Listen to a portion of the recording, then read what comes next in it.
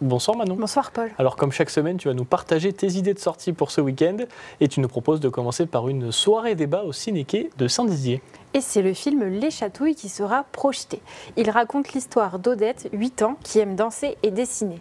Pourquoi se méfierait-elle d'un ami de ses parents qui lui propose de jouer aux chatouilles?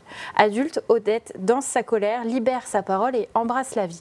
Cette projection sera suivie d'un échange avec le planning familial et le centre d'information sur les droits des femmes et des familles en Haute-Marne. Alors la projection de ce film qui était sorti en 2018 aura lieu, tu l'as dit, ce week-end et plus précisément ce vendredi à 18h30. Pour les plus sportifs d'entre vous, changement d'ambiance, tu nous proposes d'aller à Chaumont, toujours en Haute-Marne, pour aller encourager les CVBistes. Le CVB 52 qui rencontrera cette fois le Plessis Robinson ce samedi 8 mars à 20h au sein de la salle Palestra de Chaumont pour la 24e journée de Marmara Spike League. Ce sera l'avant-dernier match de la saison régulière à domicile, un événement à pas manquer Paul. Et le résumé de la rencontre lundi dans l'Infosport avec Gaël Bossu. Autre événement culturel cette fois-ci à Vitry-le-François. Un événement à Vitry-le-François et un événement festif puisque les musiciens de Pixvae sont de retour pour un 3e album. Hybridation franco-colombienne, Pixvae est un mélange entre rythmique afro-colombienne, musique traditionnelle caribéenne et rock tout-terrain. Découvrons tout de suite un extrait.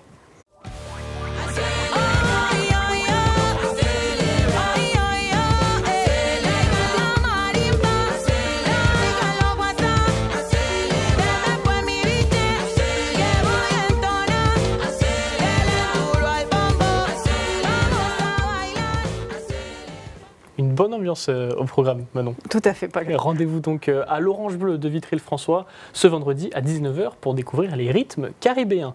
Tu voulais aussi nous présenter un événement qui s'est déroulé le week-end dernier. Il s'agissait d'un événement historique et interactif au sein de la Maison Napoléon. Il a été réalisé en collaboration avec l'association Ensemble pour jouer et l'association d'Hervoise d'action sociale et médico-sociale qui accueille des personnes en situation de handicap avec une déficience intellectuelle. Nous étions avec eux samedi après-midi. Regardez. Nous allons pouvoir lancer les 3 coups.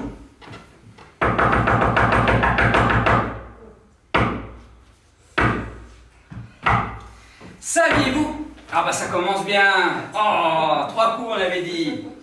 À l'intérieur de la maison Napoléon de Saint-Dizier se jouait ce week-end un spectacle historique pour permettre au public d'en apprendre plus sur cette maison qui a accueilli Napoléon en 1814. Parce que souvent les gens connaissent forcément Napoléon, mais ils ne savent pas vraiment pourquoi il est là, à quelle mesure, etc. Et on sait que pour beaucoup l'histoire c'est un peu fastidieux, et on le comprend. Et l'idée c'était de faire passer le message, les connaissances à travers le biais du ludique, c'est-à-dire du jeu, de l'amusement, du plaisir, etc.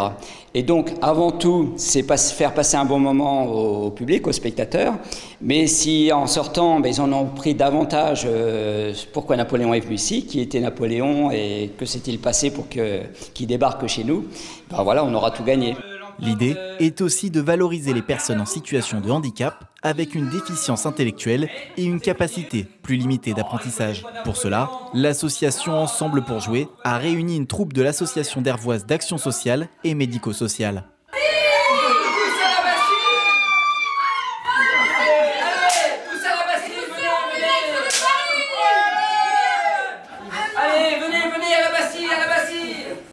Au total, les comédiens ont réalisé 4 représentations ce week-end. Après la première, le stress est redescendu.